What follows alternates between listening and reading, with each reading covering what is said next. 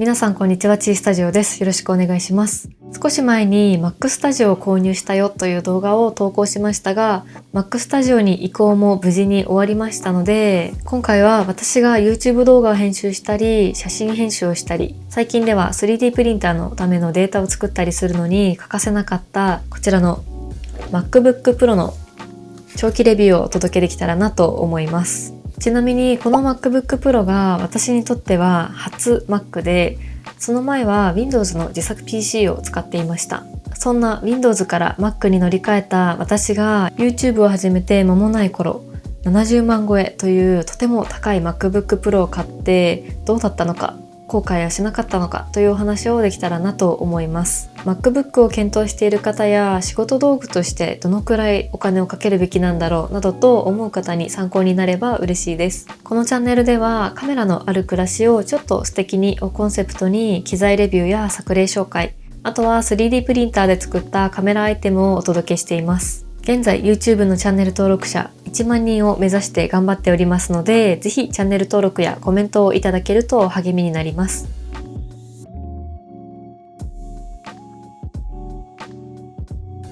まず買ってよかったかと言われると、本当に買ってよかったと思っていて、全く後悔はしていません。まだ YouTube を始めて間もない頃でしたし、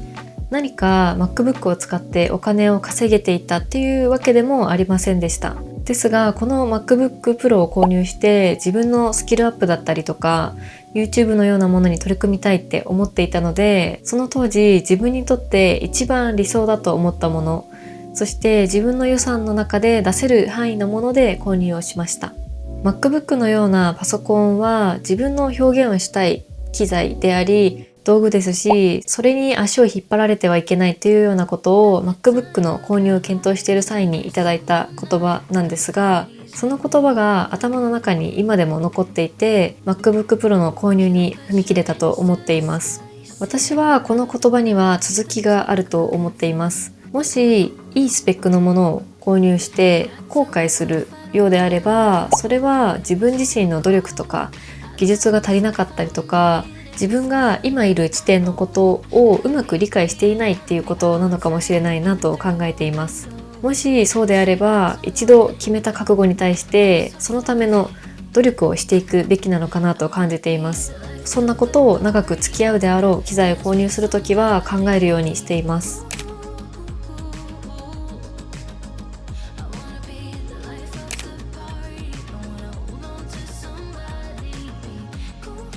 続いては私が購入した MacBook Pro のスペックをご紹介できればなと思いますが、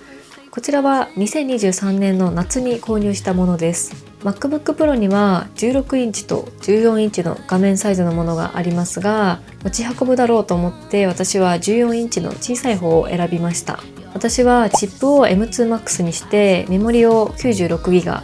内蔵ストレージは SSD4TB にカスタマイズをしています。チップについては M2 と呼ばれるシリーズと M2、M2 Pro、M2 Max、そして最高スペックの M2 Ultra という4種類があるんですが、私は MacBook Pro で選べる一番高スペックな M2 Max を選びました。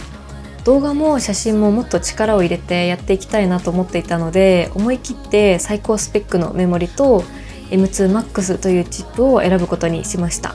SSD に関しては 2TB だと MacBook Pro なので、出先に使う時などにすぐに大量のデータを移せない時とかには不便なのかもしれないなと思っていたので、思い切って 4TB にしました。これも今思うと正解だったと思いますし、2TB では足りなかったのかなと感じています。価格は約73万円弱と、私にとっては当時最も高い買い物だったと思います。でも購入してから今日まで毎日使っていましたし、お正月に青森の実家に帰った時も写真編集とか動画編集で力を発揮してくれたので、もう最高の相棒と言えると思います。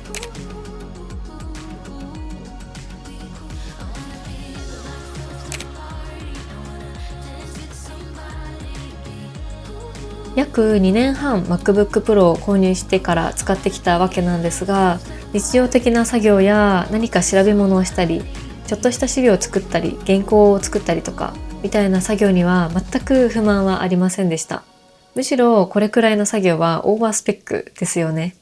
この MacBook Pro 単体で言うとディスプレイがかなり綺麗なことに加えていい音のスピーカーも搭載されていますし、サイドには SD カードリーダーとか HDMI のポートもあるので、多くの場面で活躍してくれる MacBook だと思います。写真編集でも Lightroom では軽快にキビキビと動いてくれますし、何にもストレスは感じていません。動画のサムネイルの作成などで Photoshop を使うことが多いんですが、かなり多くのファイルを開いていても軽快に動作してくれます。私はレイヤーを重ねて加工することが多かったりとか、過去に作ったサムネイルをたくさん開きながら作業してしまうことが多いんですが、メモリが 96GB まであるので、このメモリのおかげでたくさん開いていても問題なく動いてくれているなと感じます。Photoshop で作ったこの素材を持っていきたいとか、このフォントのイメージをもう一度使いたいなどの繰り返しで私はサムネを作っているので、このファイルを開いておけるっていうのは作業の効率化にもすごく役立っているなと感じています。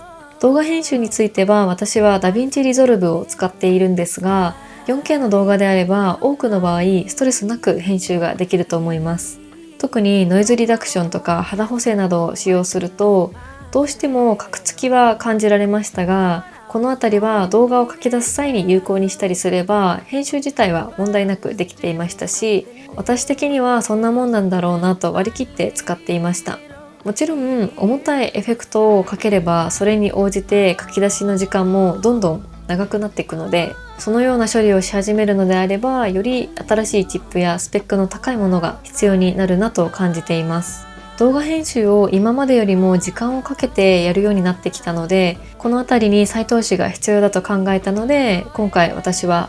Mac Studio に乗り換えたっていうような感じです。ですが MacBook Pro M2 Max については全く後悔がなくて、このスペックだからこそ DaVinci Resolve で重たいエフェクトを試して動画編集をできたと思います。もし一度やって失敗をしていれば次回からは挑戦することもなかったと思うので、当時でも相当パワフルだったこの MacBook だからこそ試してみることができたんじゃないかなと思います。そして MacBook を購入した時は全く考えていなかった 3DCG ソフトのブレンダー、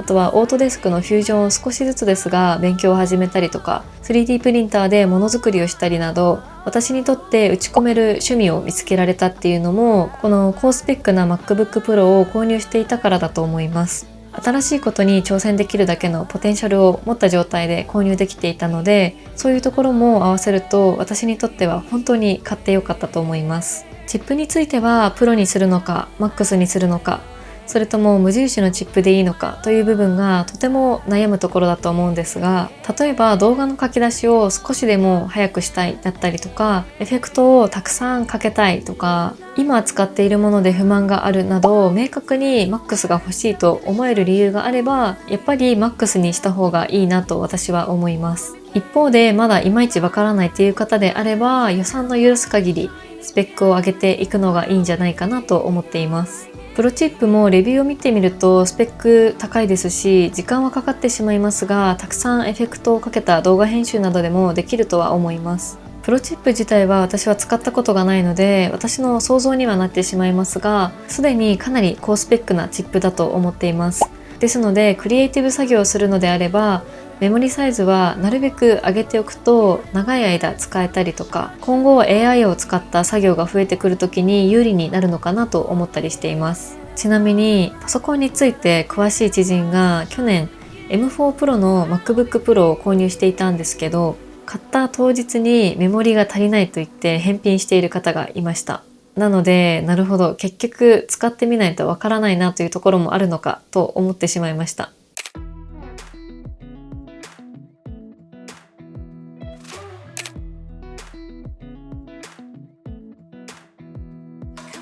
実はこの MacBook Pro が私にとっては初めての MacOS で、本当に初めて Windows 以外のパソコンを使いました。初めて使うパソコンっていうこともあって最初は操作が全然慣れませんでした。例えばコントロールキープラス C でコピーができなくて、調べてみるとコントロールキーではなくて Mac にはコマンドキーというものが存在して、それを使うとできるとか、なんかとにかくわからないことだらけでしたね。ただディスプレイはとても綺麗で、慣れるとトラックパッドでの作業も楽ですし、MacBook Pro に慣れるにはそんなに時間はかからなかったなと思います。何より私は iPhone を使っているんですが、この iPhone との連携がすごく使いやすく、 AirDrop という Mac と iPhone などの Apple のデバイス間でファイル共有ができるっていう機能がとても便利で感動しました。私は SNS の投稿を iPhone から行っているんですが、Mac で現像した写真を iPhone に AirDrop して投稿っていうフローがとっても楽になりました。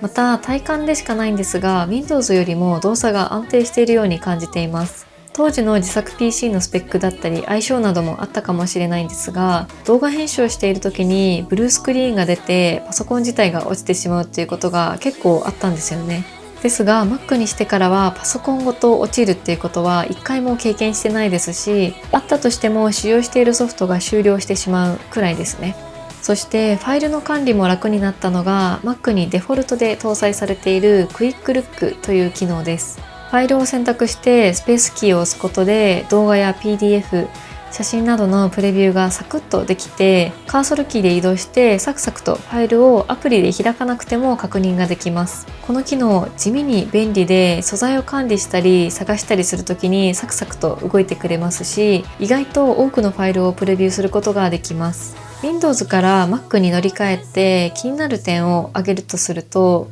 やっぱりスペックの柔軟性みたいなところは慎重に選ばなくてはいけないなと思っています。それまでは自作 PC だったので HDD を足したりとかメモリを増設したりっていうことができたと思うんですが、 Mac の場合は買ってしまったら何かを変更するっていうことができないので、最初に失敗がないようにしたいところですよね。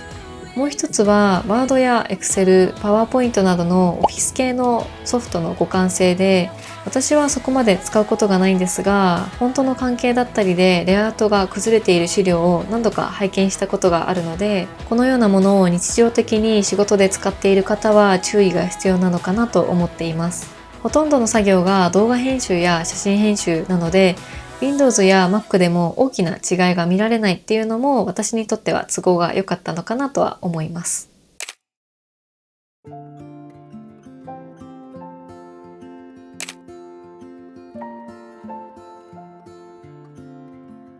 ということで今回は MacBook Pro の長期レビューということでお話をしてきました。この MacBook Pro を購入して写真編集や動画編集だけでなく、新しいことにチャレンジすることもでき、とってもいい買い物をしたと思っています。クリエイティブな活動の中で MacBook Pro はとてもいい選択の機材だと思います。持ち運べる Mac で音もいいですし、ディスプレイも綺麗で、そして何よりパワフルなチップを搭載しているので、どこでも自分の活動を支えてくれる Mac だと思います。長い間使う中で自分が必要とするスペックというのも分かってきましたし、自分自身が Mac を使うスタイルも変わってきたと感じています。そして今新しいことに挑戦したいと思ったので、今回新しく Mac Studio にも大きく悩まず移行ができたと思います。ぜひよければそちらの動画を見ていただけたら嬉しいです。Mac Studio は動画の書き出しですごくパワーを発揮してくれていて、本当に感動しています。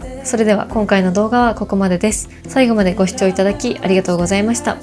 この動画が良ければぜひ高評価とチャンネル登録をお願いします。現在 YouTube のチャンネル登録者1万人を目指して頑張っておりますので、ぜひ登録いただけると励みになります。それから写真やものづくりに関する情報は SNS でも随時発信していますので、よろしければそちらもフォローしていただけると嬉しいです。今後も写真や制作の裏側などをシェアしていきますので、ぜひチェックしてみてください。